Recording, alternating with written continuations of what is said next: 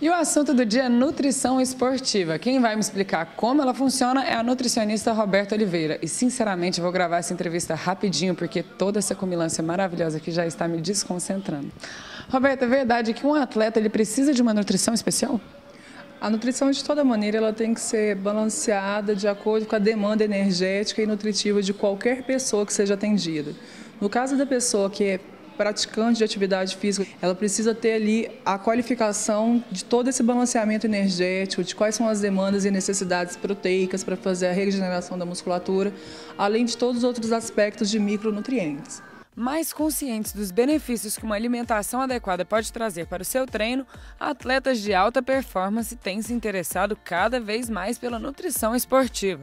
Já os chamados piolhos de academia afirmam que nem sempre, mas que em alguma fase de suas vidas, pelo menos, já se ligaram neste tipo de nutrição. Vladimir, além do treino que você faz, você também se preocupa com a alimentação? Infelizmente, eu não estou me preocupando com a alimentação, mas deveria, porque é um aliado muito bom. A atividade física e alimentação para uma vida saudável. Eu já fiz acompanhamento. Hoje, como eu já aprendi, que já faz 20 anos que eu faço exercício físico, aí eu faço sozinha.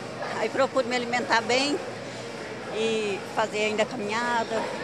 Eu acho que sem alimentação a gente não tem um bom condicionamento, desenvolvimento aqui na academia e no esporte externo também. Na verdade, não uma dieta específica. Eu procuro não estar comendo gordura e não comer carboidrato depois das 7 da noite. Cuidando da sua alimentação, o atleta vai conseguir não só manter a sua saúde, como também poderá favorecer o seu metabolismo, permitir o armazenamento de energia, retardando o cansaço causado pelo exercício, contribuir para o aumento de massa muscular e auxiliar na recuperação de lesões provocadas pela atividade.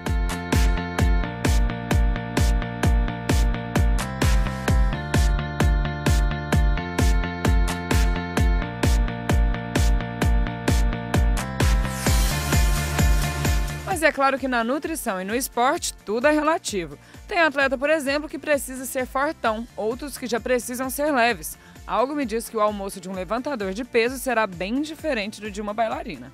Sobre a preparação, basicamente que nenhuma diferença. O que existe uma diferença enorme é sobre a montagem do prato entre cada um dos objetivos. Então, os ingredientes vão ser praticamente os mesmos, o que vai mudar a quantidade que vai estar no prato de cada um. Exatamente.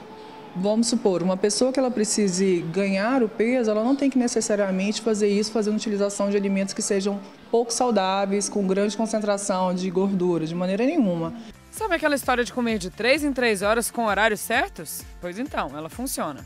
Quando você tem um consumo alimentar com pequenas quantidades e maiores quantidades de refeições ao dia, não é um papo de nutricionista, isso daí na realidade favorece com que a gente tenha uma maior queima de gordura e de calorias ao longo do dia. Então, quando você faz a fracionamento maior das suas refeições, você também mantém os seus níveis de glicose de uma maneira mais contínua e retilínea, evitando picos de fome e evitando também fraquezas em momentos inoportunos. Mas além de uma alimentação completa e de toda essa rotina, outras coisinhas como chás e suplementos também podem ajudar no processo da nutrição esportiva. O chá verde, ele é muito bem falado por vários motivos. Primeiro que ele auxilia na digestão. A parte da ligadeira, desse bem-estar, esse ânimo que ela causa, é provinda da cafeína. Bom, os suplementos, eles já têm por si só uma nomenclatura que o justifica. Ele deve ser complemento de uma alimentação saudável. Então, quando você pensa sobre a necessidade de consumo de uma whey protein, que é um módulo de proteína muito utilizado nos dias atuais, ou, por exemplo, um ômega 3 vindo um óleo de peixe, ou uma maltodextrina, cada produto como esse, ele tem uma ação destinada ao nosso organismo.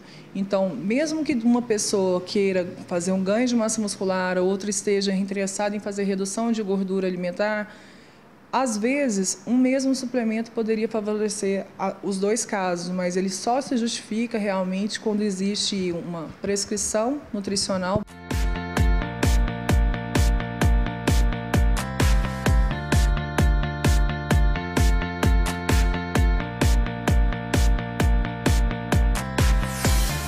Roberta, como fazer para que essas comidas saudáveis, que não têm a fama de serem boas para o paladar, ficarem bem saborosas?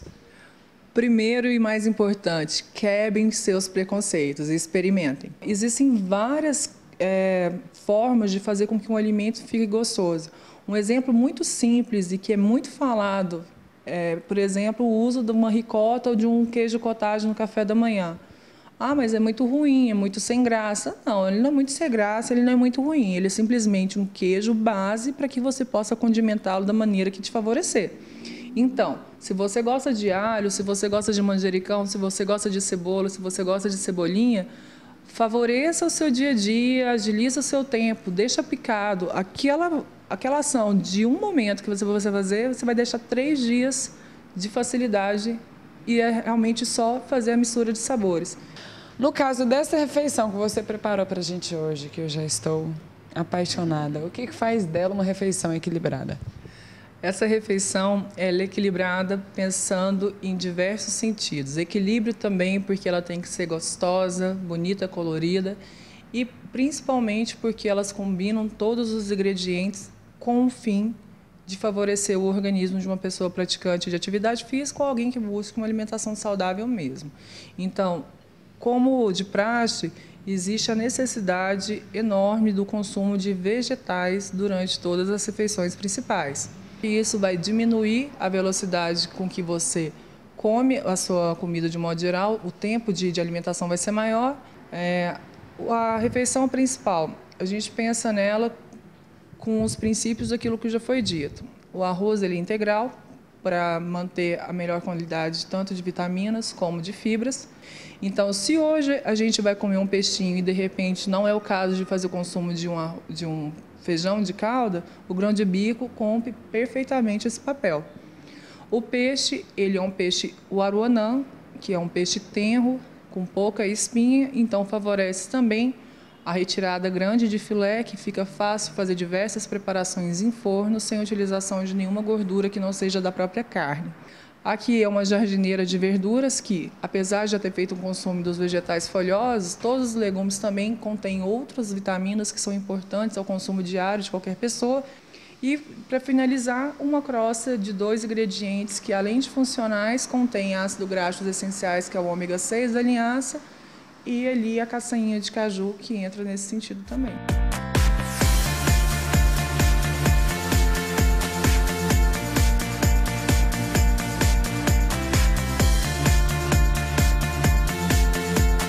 Para finalizar, então, que dica você dá para a pessoa que está fazendo esporte, quer ter uma alimentação adequada e faz a sua própria alimentação em casa? Primeira coisa é ter o hábito de evitar consumo de alimentos industrializados. O forno tem que ser muito bem utilizado, usado e abusado mesmo. Evitar fazer consumo de qualquer tipo de preparação que vá a óleo em imersão, que precise fazer a utilização realmente de frituras. Uma panela elétrica, por exemplo, pode fazer com que você tenha ali o consumo sempre de um arroz fresco, integral, sem a dificuldade do ponto de cozimento. Agora, para quem tem esse hábito, nada mais do que fazer a utilização de condimentos frescos e fazer com que aquele alimento fique bem gostoso.